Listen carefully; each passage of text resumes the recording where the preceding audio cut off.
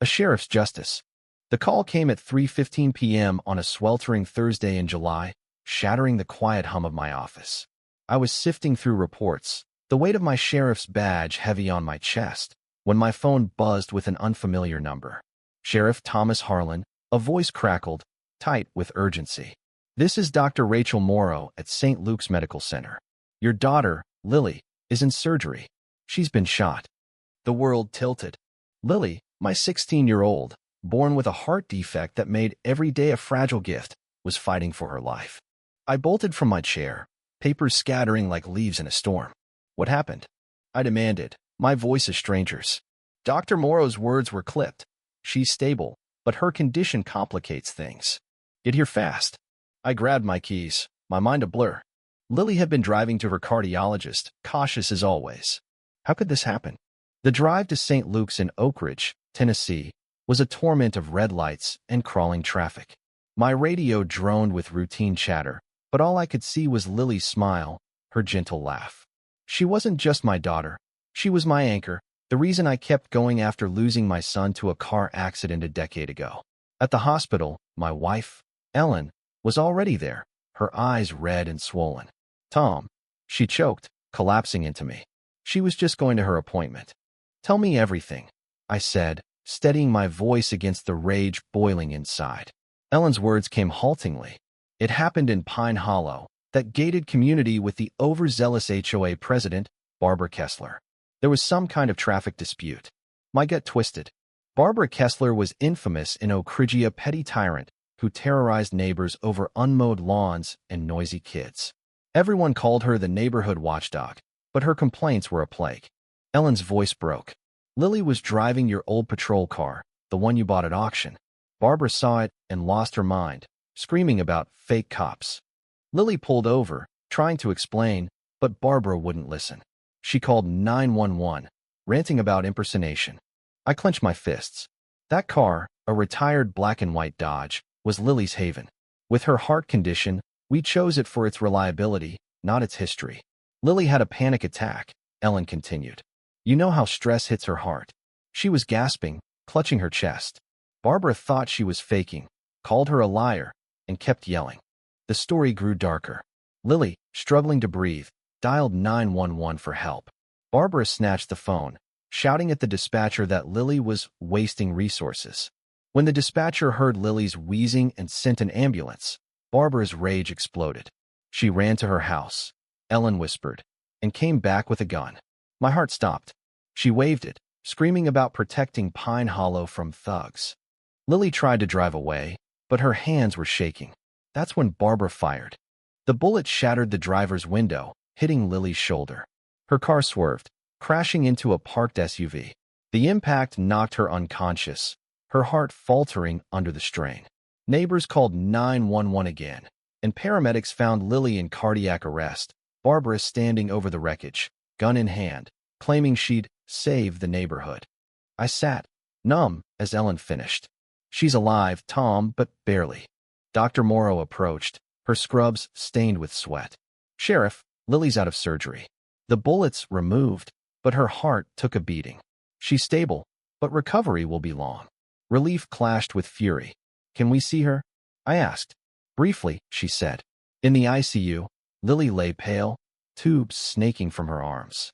I took her hand, whispering, "I'm here, sweetheart." Ellen stroked her hair, and we sat, counting every breath.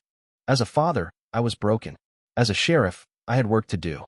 I called my deputy, Mark Sullivan, a 20-year veteran I trusted with my life. "Mark, I can't touch this case, conflict of interest. You're in charge." I needed airtight. He was already on it. "Barbara is in custody. We've got witnesses, 911 tapes, and doorbell footage from 3 houses. It's damning, Tom." I exhaled, grimly satisfied. "Charges?"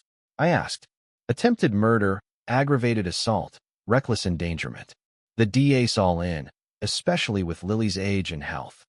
Mark added, "Barbara is telling everyone she's the victim, that Lily was a dangerous fraud. She's unhinged." I shook my head. How could someone justify shooting a child? Over the next days, Lily clung to life, her recovery plagued by nightmares and panic attacks. The footage confirmed Ellen's account. Lily drove slowly, politely pulling over when Barbara accosted her. You could see Lily's distress, her hands fumbling for her inhaler as Barbara mocked her. The 911 calls captured Barbara's venom, dismissing Lily's cries as theatrics. Mark uncovered Barbara's history. She'd harassed Pine Hollow's teens for years, false police reports, confrontations, even tailing kids to school. She'd targeted Lily weeks before, photographing her car, spreading lies about drug dealing and burglary scouting. One neighbor, Mrs. Thompson, said Barbara called Lily a spoiled rich kid who needed to be taught a lesson. The more I learned, the sicker I felt. This wasn't a snap decision. Barbara had built a delusion that justified her violence. At her arraignment, Barbara stood defiant, her orange jumpsuit a stark contrast to her smug expression. Her lawyer argued she was a community pillar, but the evidence footage, witness statements, Lily's medical records was overwhelming. When the judge denied bail, Barbara shouted, "This is outrageous. I was defending my neighborhood." The judge snapped, "You shot a dying teenager, Miss Kessler. Sit down." As she was led away, her glare met mine, unrepentant. Lily's recovery was grueling. Physically, she healed, but the trauma lingered. She'd wake screaming, terrified to drive or leave home. Therapy helped, but her question haunted me. "Dad, why did she hate me? I was just trying to be kind." I had no answer. How do you explain such malice to a child? "Some people are lost in their anger," I said, holding her. "You did nothing wrong." The trial, 3 months later, was a reckoning. Lily testified, her voice trembling but resolute. "I just wanted to get to my doctor," she said. When Mrs. Kessler yelled, I stopped to help. I never thought kindness could hurt me. The defense tried to paint Lily as a reckless teen, but the footage spoke louder. Barbara's own words on the 911 call, "She's faking it," and her lack of remorse sank her. "I protected my community," she testified, unyielding. "That girl was a threat." The prosecutor tore her apart. "You shot an unarmed child in a medical crisis. How is that protection?" Barbara doubled down. She was pretending, manipulating everyone. The jury's disgust was palpable.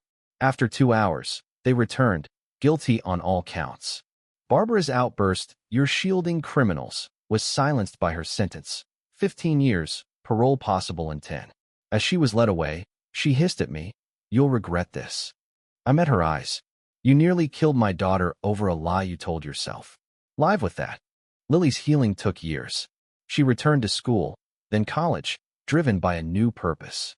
At 18, she launched a program to educate communities about teen heart conditions, speaking at schools and police academies. Her work saved lives, earning her accolades from the Tennessee Medical Association. She studied medicine, specializing in pediatric cardiology, and opened a practice with her husband, Dr. Nathan Wells, a fellow cardiologist who shared her passion. Their clinic treated not just hearts but families, offering counseling and support. Barbara died in prison, still claiming innocence. I felt no joy, only pity for a life consumed by hate. Lily, though, turned her scars into strength. At her 30th birthday, surrounded by patients, colleagues, and family, I toasted her. "You faced evil and chose love. You're proof that good outlives hate." Lily hugged me, whispering, "Thank you for fighting for me." Lily's story isn't just about survival, it's about triumph. Barbara Kessler tried to end her life, but Lily built a legacy of healing, teaching us that love and purpose can redeem even the darkest moments. Her clinics thrive, her programs grow, and every life she saves is a rebuke to the hate that tried to break her. What do you think? Should justice have been harsher for Barbara?